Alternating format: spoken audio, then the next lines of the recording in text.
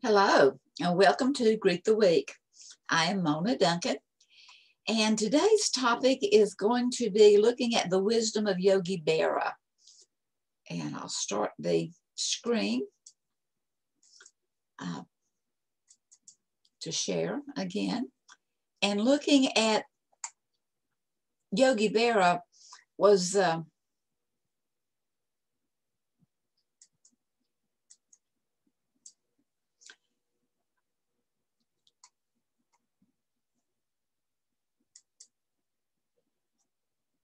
the wisdom of Yogi. Yogi Berra was kind of a malaprop man, meaning that he mixed up his words some and the definitions and so forth. But here is what is wisdom. We're going to be kind of looking at some of the things he said and what did he really mean? Was it difficult to understand? Well, Albert Einstein talked about wisdom. He said, wisdom is not a product of schooling, but of the lifelong attempt to adjust to learning. Any fool can know. The point is to understand. And very true. I think about understanding a lot, and I think, we need to stand under so that we can understand better. As we can get from a different position of being eyeball to eyeball, or definitely of, maybe looking over and maybe even looking down. But if we can begin to stand under, we might can see and understand the situation a little better. And then Shakespeare said, the fool doth think he is wise, but the wise man knows himself to be not so wise, to be a fool, or to know nothing, or to little nothing. Socrates, back many, many moons ago, said the only true wisdom is in knowing that you know nothing. And that nothing is not negative, but it's just that there's so much to know, and we are so limited in our scope of seeing and knowing that it would almost seem to be nothing in comparison. And then Confucius said, by three methods we can learn wisdom. First, by reflection, which is noblest. Second, by imitation, which is easiest. And third, by experience, which is bitterest. So Buddha had a lot to do with talking about right speech. And I think there were like 8 principles that he had. But for right speech, it was to they had a do list and a do not do list. And the do not do list was do not lie or be deceptive. Do not slander or cause disharmony. Do not be rude, impolite, or abusive. And no idle gossip. There must be some kind of fact or truth to it. And on the do list, it is to always be kind, to be compassionate, to have a sympathetic joy, and an equanimity, which is to be poised, or to be even on an even keel. So a little bit about the man himself, Yogi Berra. He was born Lawrence Peter in St. Louis, Missouri. His parents were immigrants from Italy. He quit school after having finished the 8th grade. He was a catcher that played both outfield and infield in the American Legion baseball. He received the nickname Yogi from a friend of his that thought he looked like a yogi. He was the American Major League Baseball catcher, outfielder, and manager.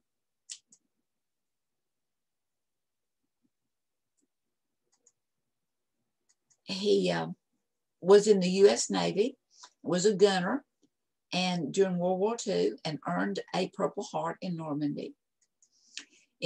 For nearly 20 years, he had a career with the New York Yankees. He was elected to the Baseball Hall of Fame in 1972.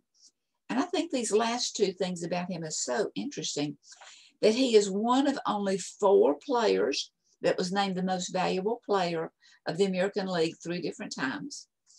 And then he was one of only 6 managers that led American and National Leagues to World Series. But anyway, he was quite a well-known man. But he was also not only a good athlete, but he was known for his malaprops, the malaprop man, which is kind of a counterintuitive way of thinking and speaking. I saw an advertisement on TV the other night for a product that they called it incognito. Well, it was plant-based, but they wanted it to come across as being, you know, a protein and a meat. And they named it incognito, which I think is very clever, but it also is a way, it's kind of a malaprop. It's a statement behind the statement. It's seeing something that may mean something to you and it may not. It's kind of veiled. It's kind of hard sometimes to see just what it really means. And then it's looking at seeing, is there another way of seeing things? Well, whenever Yogi Berra was accused of being a malaprop man, he neither confirmed it nor did he deny it, that he slaughtered the English language. He simply said, I really didn't say everything I said, which again is kind of an odd way of speaking.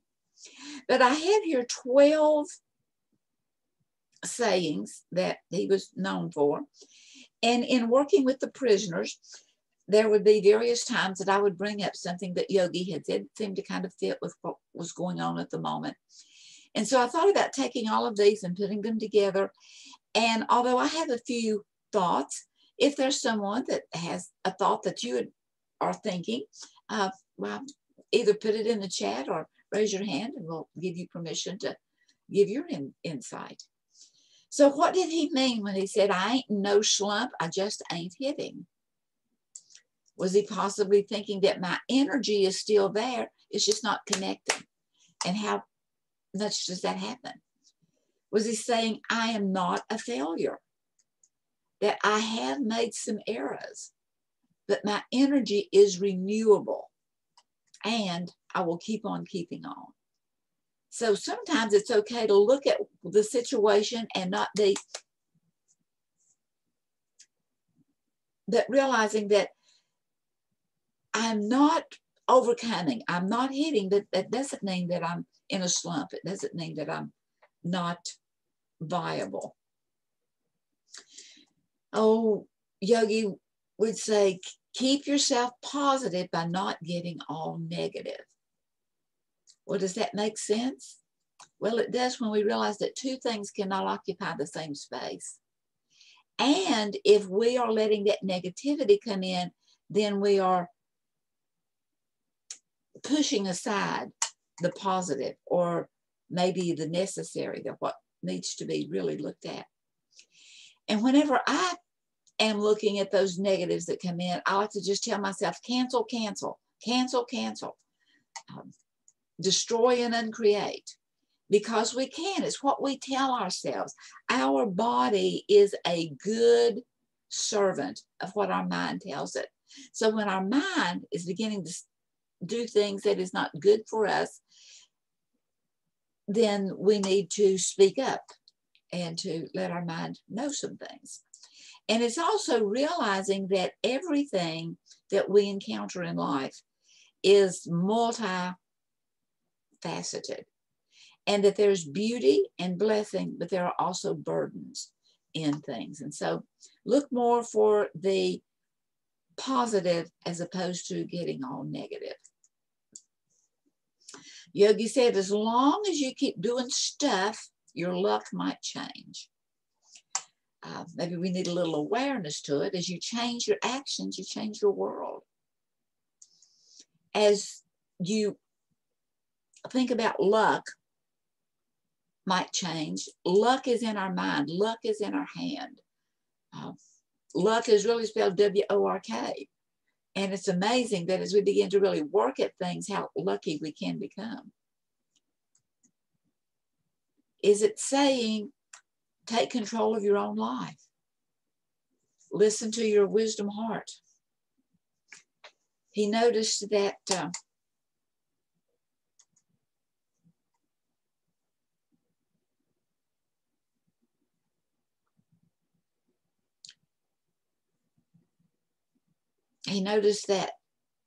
baseball was different today, but it isn't.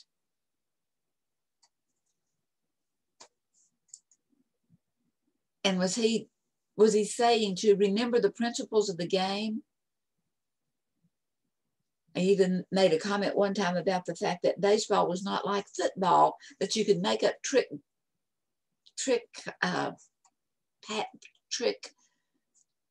strategies, but realizing that we all begin again. And that most things that we look at, it's not just both and, it's not either or as much as it is both and, looking at how things work together. He said, when you come to a fork in the road, take it.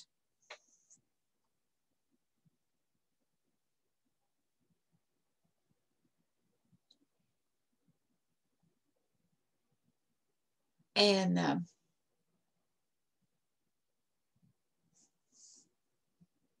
what might we think? Make a decision that all roads lead to Rome. Well, it was kind of that with Yogi, because when you came to that fork in the road, his house was somewhere in that little cul-de-sac. So whether you went to the right or whether you went to the left, if you knew where you were going, you would get there. So don't hesitate. And then it's looking, I was thinking about back when, I don't know if FedEx still does this or not, but at one time, they encouraged their drivers to either go straight or always turn right. And rather than trying to buck against traffic by going left, to go right and right and right and right, to go straight. Yogi said, be careful. If you don't know where you're going, you might not get there. So we need to always be aware, to listen to our wisdom heart, because we have more knowing than we often give ourselves credit for, to check and double check with our intuitive system. He said, little things are big. Well, what are some of the little things in our life that are big? What about our word, our attitude, our thoughts? Remember when we talked about resentment and how that is letting someone that you dislike, that you're angry with, that you're resentful for, and letting them live in your head rent-free? Well, that's a little thing, but it becomes really big. And as we begin to look at these things, and let's bring it down to size. I have a talk that I do on making molehills out of mountains. Sometimes when we let those things grow exponentially, we need to calm them back down. What about your family? Just a little family? Yeah, but it's so big, and how much meaning it has. What about commitments? What we've said we will do, or decisions we've made of not doing? What about disagreements? Can they become really big things? And old Yogi said, so I'm ugly. So what? I never saw anyone hit with his face. What was he saying? Was he saying, it doesn't matter what I look like as much as it matters who I am as a person, as the attitudes of my integrity and so forth. And also, remember, we talked about appreciating your givens, that all of us have generations back, 10 to 12 generations of mom and dad, and the different sides coming together to produce us as to who we are. And we may look like someone that we wish we didn't look like, or act like someone we wish we didn't act like. But as we appreciate these things that were given to us, as we appreciate and develop a healthy esteem for ourselves and for others, and then also to always realize you are more than. You are more than your looks. You are more than your job. You are more than your success. You are more than a lack of success. Yogi says that there is no shame in trying your hardest to have your dreams, to meet your dreams, and coming up short. And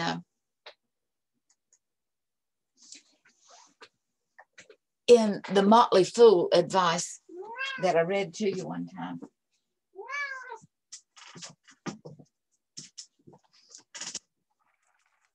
I'm going to read it to you again.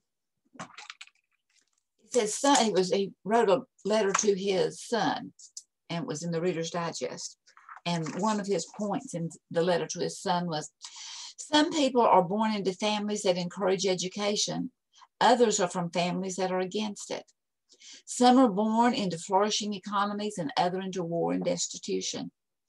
I want you to be successful, and I want you to earn your success. But realize that not all success is due to hard work, and not all poverty is due to laziness. Keep this in mind when judging people, including yourself. And it's realizing that I'm more than. I think of the Special Olympics and the little boy that was ahead of in the race, and he looked back and he saw that a lot of his playmates were behind him, and he was way ahead of them, and he stopped, and the crowd kept telling him to go on and run, and the little boy said, let's win together. And then sometimes we need to rethink shame. I saw a former inmate that had been at the sanction center, and I was asking how things were going for him, and he said, you know, I am not ashamed of the fact that I was in prison. I am ashamed about what I did, but thankfully I learned and I have overcome. And so sometimes things that we look at as being shameful, we need to rethink them. And Yogi said, in theory, there's no difference between theory and practice, but in practice, there is. Well, in looking at choice theory, the more we practice something or do it over and over and over, it becomes habitual and it becomes permanent. And we want to look and see, do we really want that to become permanent? And the fact that you can't do a theory, but you can do a therapy. And so, and looking at the fact that you can observe a lot just by watching. Just watching and thinking about, reflecting on. Goes back to what Confucius said about the noblest way is through reflection. And in just watching, we want to watch but not judge. We want to continually self-evaluate, to be aware, and to be mindful. And Yogi said it ain't over until it's over. And is it saying this too shall pass? That there is nothing permanent in life? That it just...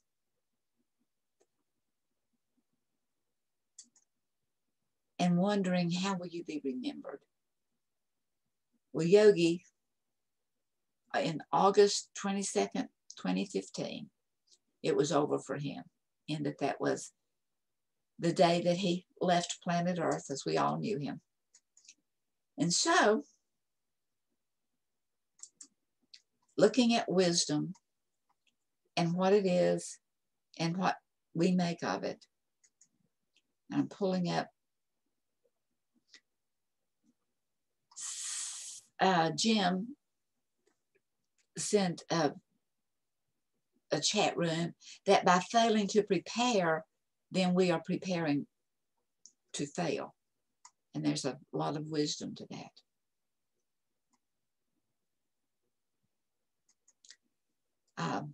Thank you for being here.